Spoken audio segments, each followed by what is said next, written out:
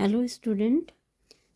आज हम स्टार्ट कर रहे हैं अपना नया चैप्टर जिसका नाम है कार्बन और उसके यौगिक।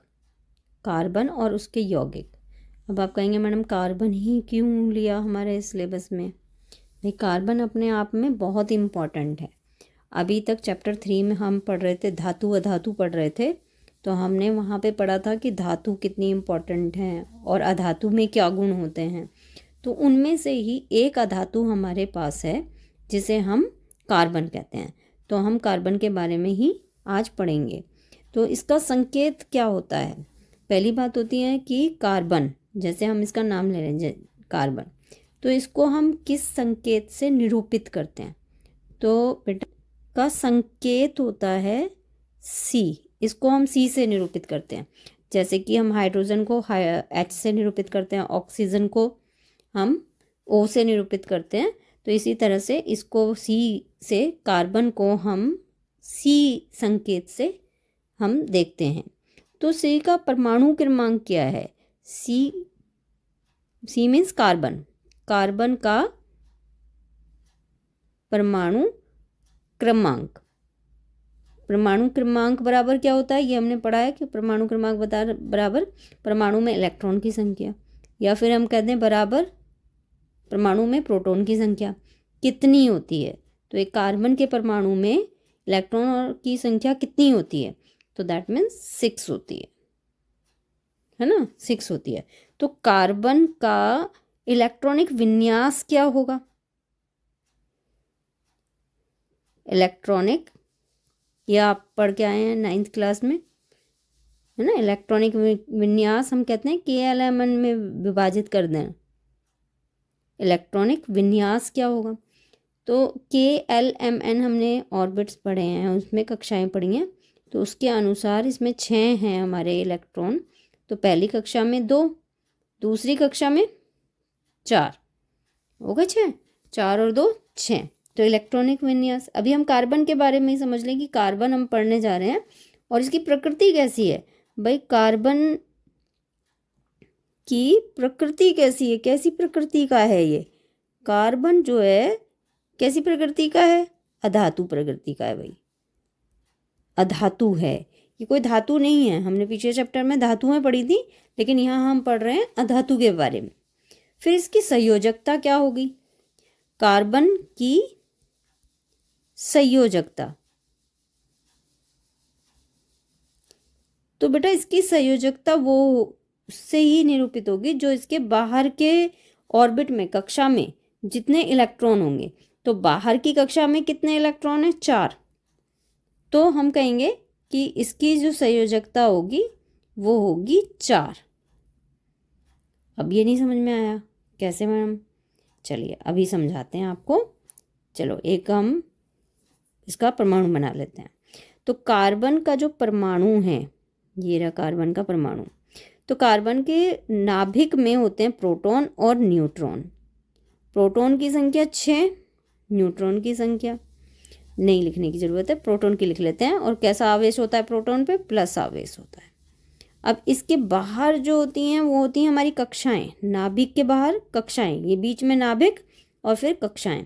तो पहली कक्षा में कितने इलेक्ट्रॉन बताए? पहली कक्षा में हमने बताए 2 इलेक्ट्रॉन होते हैं।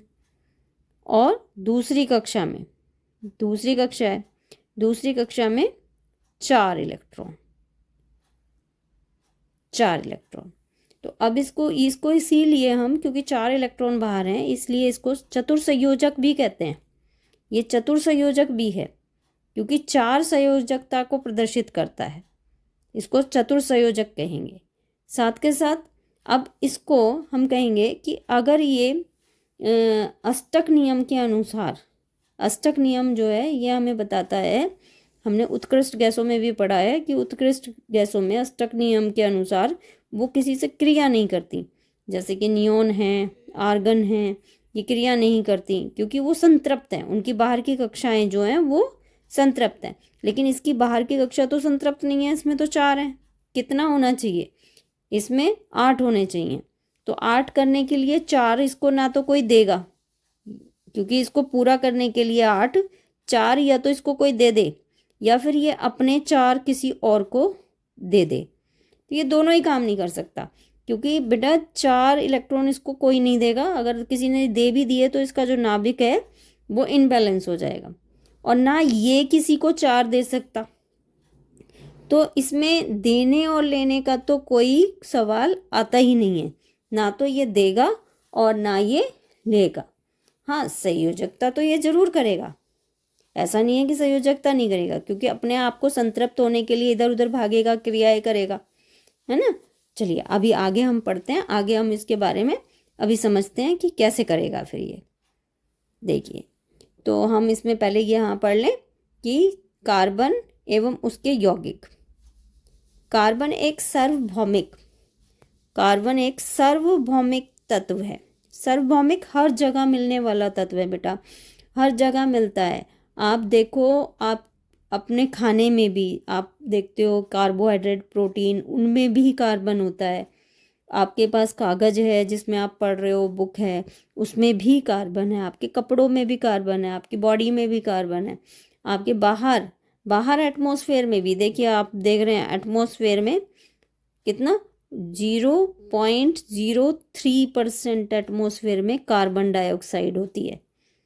और फिर आप देख रहे हैं कि 0.02% ये हमारी भूपट्टी पे जो खनिज हैं, दैट मीन्स हमारे किसमें, पृथ्वी पर इतने % कार्बन होती है।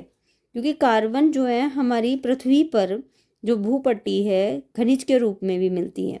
जैसे कि हम पेट्रोल निकालते हैं या केरोसिन निकाल रहे हैं, तो उनमें भी हमारी क्या होती है, कार्बन होती है। तो जितने भी ईंधन है उनमें कार्बन होती है। तो इतनी, क्योंकि देख रहे हैं आप परसेंटेज, कार्बन की परसेंटेज बहुत कम है, इसलिए ईंधन का प्रयोग हम कहते हैं कम करें। ठीक है, नेक्स्ट है, सभी सजीव संरचनाएं कार्बन पर आधारित हैं। आप पेड़ पौधों में देख लो या जानवरों के शरीर में देख लो, हम खा भी कार्बन ही रहे हैं, तो हमारा शरीर भी कार्बन का ही बना है। तो इस तरह से हम पूरी तरह से कार्बन से निर्मित हैं। जैसे कि कागज है, प्लास्टिक है, चमड़े हैं, रबड़ है, तो इन सब में ही बेटा कार्बन है। तो कार्बन आप देख रहे हैं हर जगह है। तो यही कारण है कहीं ना कहीं कार्बन को पढ़ने का। तो कार्बन अपने आप में बहुत इम्पॉर्टेंट है ये चैप्टर, और इसलिए हम इसको पढ़ रहे हैं, है ना। हमने पढ़ लिया कि कार्बन क्या है। कार्बन का संकेत C होता है। कार्बन का परमाणु क्रमांक जो है, या इलेक्ट्रॉन की संख्या या प्रोटॉन की संख्या 6 होती है। इलेक्ट्रॉनिक विन्यास उसका 2-4 होता है। अधातु है और उसकी संयोजकता 4 है। ना तो वो किसी से इलेक्ट्रॉन 4 ले सकता है और ना दे सकता है। तो फिर क्या करेगा, जब इलेक्ट्रॉन ले नहीं सकता, दे नहीं सकता, तो फिर मैडम फिर क्या करेगा वो, है ना। जब इलेक्ट्रॉन लेगा भी नहीं और इलेक्ट्रॉन देगा भी नहीं, तो फिर ऐसे किस तरह से ये अपना काम चलाएगा। तो ये यहाँ पे ये बात जरूर आपका क्वेश्चन जो है जेन्युइनली बनता है यहाँ पे। ये देखिए किस तरह की रासायनिक संयोजकता है। हम देखते हैं कि बहुत सारे तत्वों में हमें रासायनिक संयोजकता देखने को मिलती है।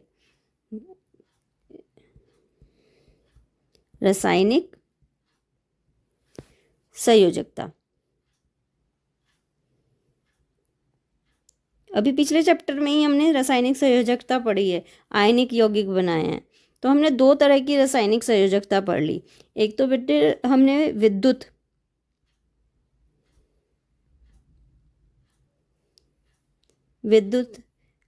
संयोजकता पढ़ ली।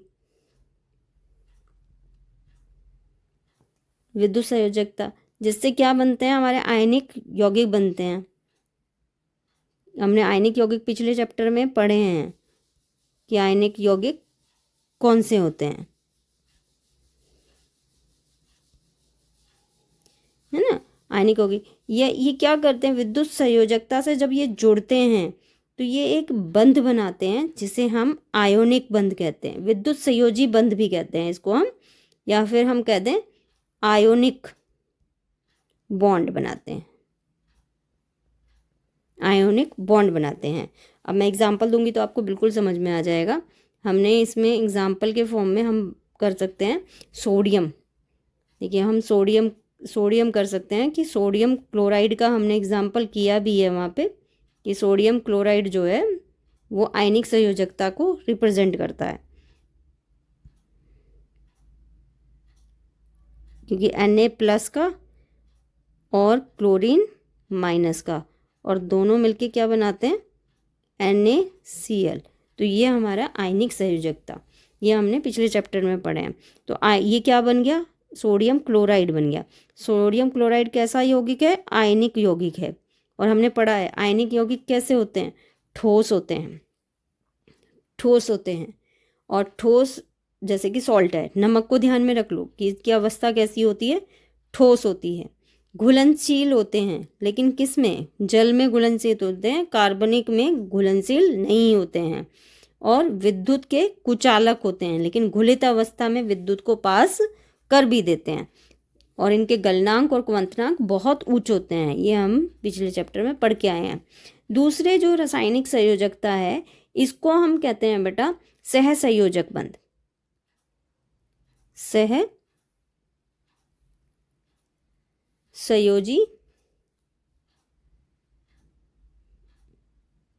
बंध, या फिर हम इसको कहते हैं, इंग्लिश में हम कहेंगे covalent, covalent bond. Covalent bond, covalent bond वो बॉन्ड है, सहसंयोजकता वो है जिसमें कोई इलेक्ट्रॉन देता नहीं है, ना देता है और ना लेता है। तो इस तरह की संयोजकता हमें मिलती है किसमें, कार्बन में, सहसंयोजी बंध। और ये जो सहसंयोजी बंध से जो जुड़े होते हैं, इनको हम सहसंयोजी यौगिक कहते हैं। और ये बॉन्ड अपने आप में बहुत मजबूत बॉन्ड है, इसको बहुत हल्के में मत लीजिएगा कि ये बहुत हल्का है। तो कार्बन में हमें यही सहसंयोजक बंध पढ़ना है, कोवैलेंट बॉन्ड को पढ़ना है। ये बहुत सारे में है, अभी इसमें ही नहीं है, ये एल्युमिनियम ऑक्साइड में भी है आपका, है ना, हाइड्रोजन्स के बीच में भी है, नाइट्रोजन भी है। ये जो जितने भी अणु बने हैं छोटे छोटे आपके, अमोनिया है, NH3 है आपका, CH4 है, तो इन सब में सहसंयोजक बंध है, निर्मित है, सब में निर्मित है।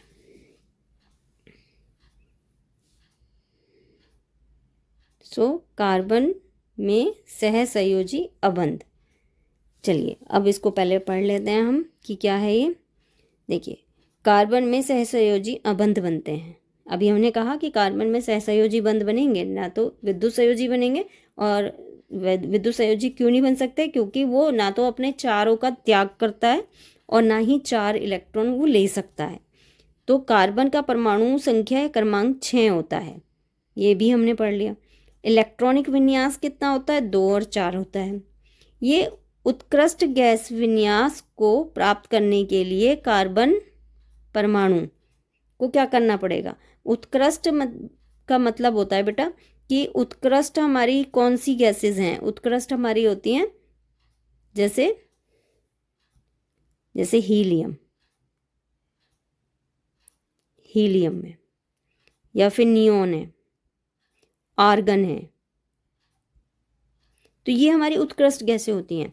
उत्कृष्ट गैसें जिनका कि जो बाहर का ऑर्बिट है वो संतृप्त होता है, क्योंकि हीलियम का कितना 2, हीलियम का परमाणु क्रमांक कितना 2, नियोन का कितना 10, आर्गन का कितना 18।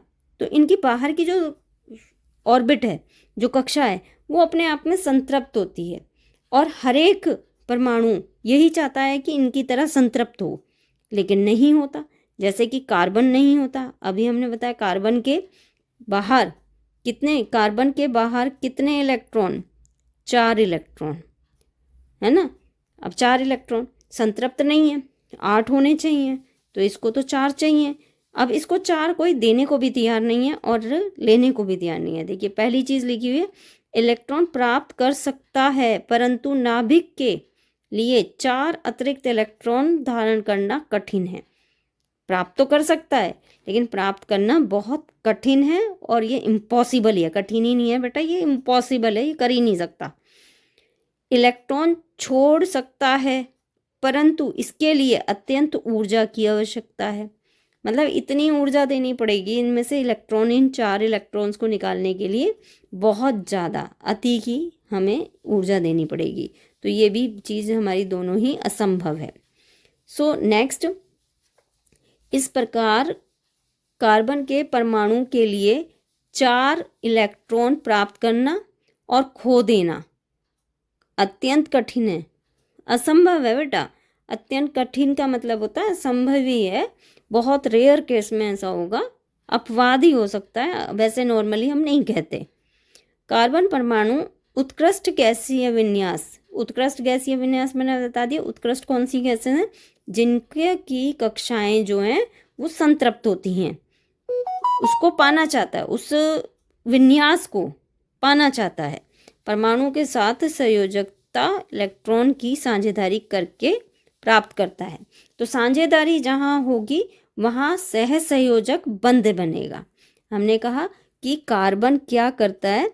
कार्बन सह संयोजक, कार्बन सह संयोजक बंध बनाता है, सहसंयोजक बंध बनाएगा। सहसंयोजक बंध कैसे बनते हैं, है ना? अब हम ये भी समझेंगे कि सहसंयोजक जो बंध हैं वो कैसे बनाए जाएं। सहसंयोजक बंध कैसे बनते हैं? दो परमाणुओं के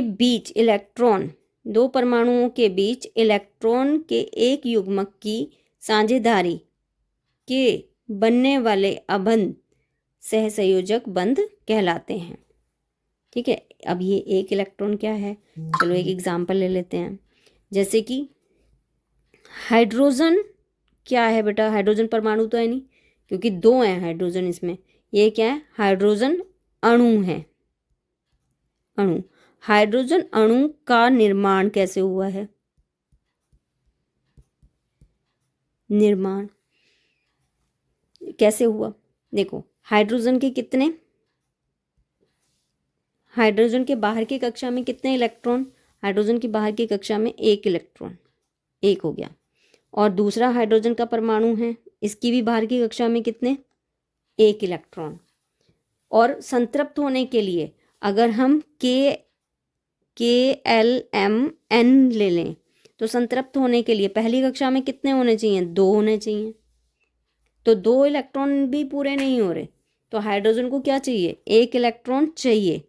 इसको भी 1 चाहिए, इसको भी 1 चाहिए। तो ये क्या कर लेता है? इसके साथ पार्टनरशिप कर लेता है और इसके साथ ऐसे एक बंध बना लेता है। इस बंध के कारण ये क्या करता है कि अब जब मुझे ज़रूरत होगी तो मैं ले लूँगा, और जब आपको ज़रूरत होगी तो आप मेरा इलेक्ट्रॉन ले लेना। तो हम दोनों क्या हो गए? संतृप्त हो गए। ये दोनों ही संतृप्त हो गए। तो इनके बीच में 1 और 1 इलेक्ट्रॉन की क्या हो गई? साझेदारी। तो इनके बीच में जो ये आकर्षण बल है, जिसके कारण ये जुड़कर, दोनों हाइड्रोजन जुड़कर क्या बना रहे हैं? अणु बना रहे हैं। तो ये कैसा बंध बन गया?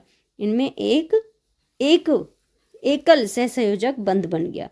ये कैसा बंध है? इस बंध को हम क्या कहेंगे बेटा? इस बंध को हम कहेंगे एकल सहसंयोजक बंध। ये है एकल सहसंयोजक बंध। तो इस तरह से एकल सहसंयोजक बंध बन गया। इसी तरह से अगर हम दूसरा एक और एग्जाम्पल ले लें, जैसे हम, चलिए कौन सा लें? चलिए ऑक्सीजन ले लेते हैं। ऑक्सीजन, और ऑक्सीजन का भी हम क्या ले रहे हैं? अणु का निर्माण करते हैं।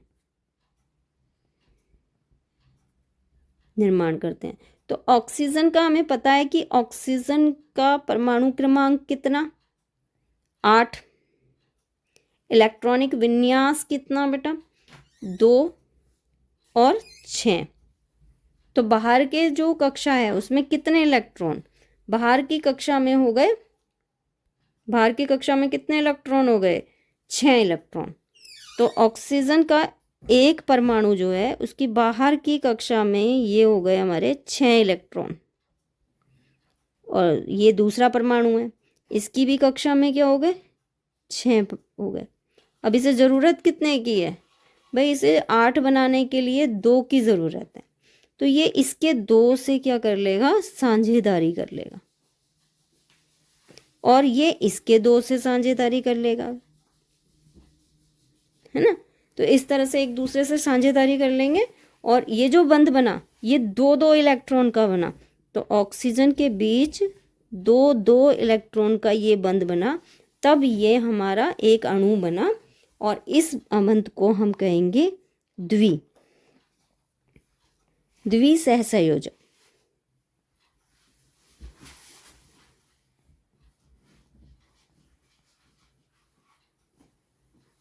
द्विसहसंयोजक बंध।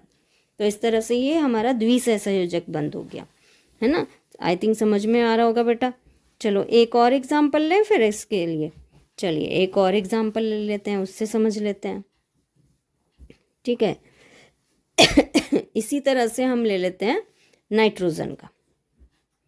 नाइट्रोजन में बेटा कितने, नाइट्रोजन अगर हम लें तो उसका नाइट्रोजन का परमाणु क्रमांक कितना, 7। इलेक्ट्रॉनिक विन्यास कितना, 2 और 5। इसको अपने ऑर्बिट को पूरा करने के लिए कितने इलेक्ट्रॉन चाहिए, 3 चाहिए, ठीक है। सो नाइट्रोजन के बाहर के कक्षा में कितने इलेक्ट्रॉन, भाई 5 हैं, 1 2 3 4 5। ये नाइट्रोजन का हमारा दूसरा परमाणु है, 1 2 3।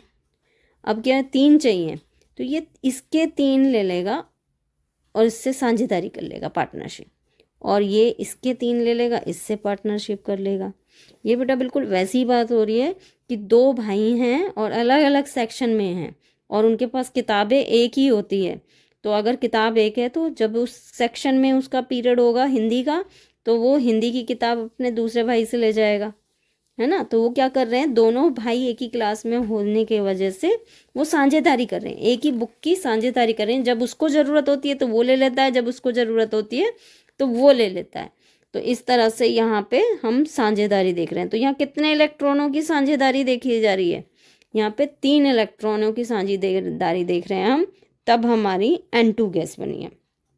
तो इसको हम क्या कहेंगे, इसको हम कहेंगे 3। इसको हम क्या कहेंगे, 3। जैसे एक होता है, एक बॉन्ड बनता है सहसंयोजक, तो उसको एकल, 2 तो 2 द्वि, और 3 बनते हैं तो त्रिसहसंयोजक।